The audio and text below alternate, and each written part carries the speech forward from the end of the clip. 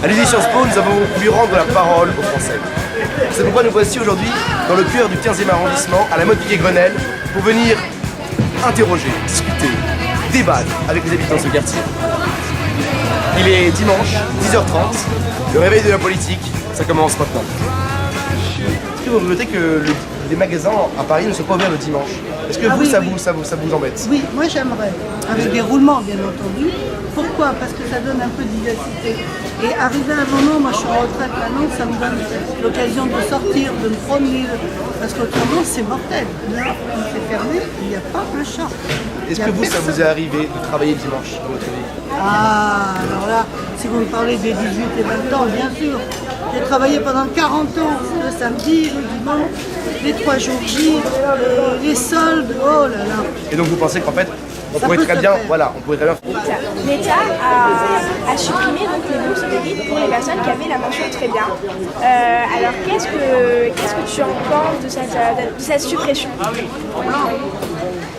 Alors déjà les mentions très bien qu'elles soient, la bourse en elle-même, je trouve que c'est une bonne chose parce que les élèves qui n'ont pas forcément les moyens de faire des grandes écoles qui coûtent très cher et qui ont des mentions très bien, je trouve ça vraiment dommage qu'ils ne puissent pas faire leurs écoles à cause d'un problème financier. De la réforme des allocations familiales. C'est un grand principe qu'on est en train de bafouer.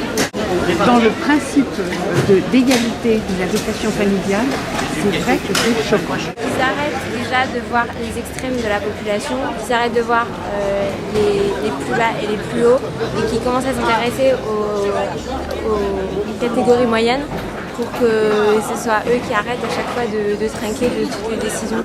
Oui, tout d'abord, ce qui frappe ici quand on vient à Paris, c'est les prix. Les prix d'immobilier, c'est 2 fois plus cher. Si on veut acheter un appartement ici, c'est 2 fois plus cher qu'à Bruxelles, 2 à 3 fois plus cher.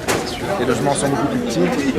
Bon, et puis au niveau politique, le nationalisme est plus important ici en France qu'en Belgique.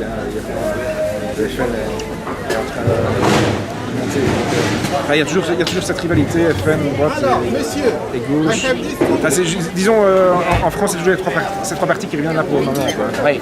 Tandis qu'en Belgique, il y a quand même un peu plus de possibilités. Et justement, nous, on représente un jeune parti qui est l'UDI, qui est un parti centriste, et donc qui veut justement revenir plus au contact avec les gens. C'est pour ça qu'on vient ici dans les marchés parler avec les gens, parce que voilà, on veut reprendre l'espace politique que les citoyens ont perdu. Aujourd'hui du Made in France.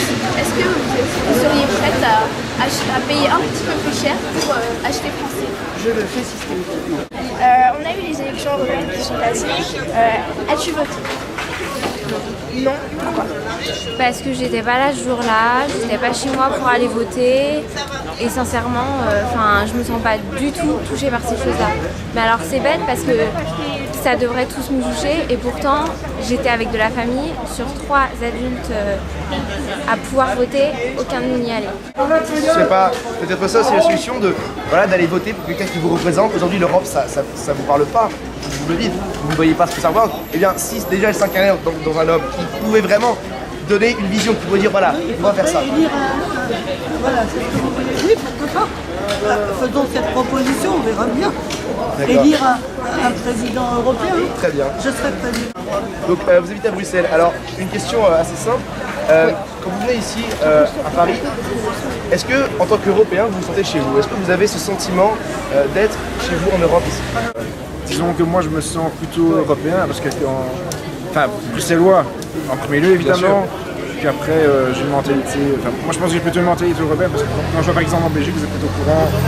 Pour l'instant, il y a une poussée de nationalisme avec le parti de la NVA. Oui. Voilà, donc je trouve ça un peu, ce genre de repli sur soi, je trouve ça un peu ridicule à cette époque-ci. Si vous aviez un mot à dire à François Hollande, ce serait quoi? De jouer sur la proximité, de revenir un peu à la base démocratique, de revenir vers le peuple. Base, ouais. D'avoir un peu plus d'énergie aussi, d'avoir envie. Je trouve qu'on n'a pas l'impression qu'il ait envie. De faire naître une proximité peut-être. Sur les marchés par exemple, le dimanche matin, aller interroger les gens, savoir ce qu'ils pensent, c'est exactement ce qu'on fait et c'est pour ça qu'on est là.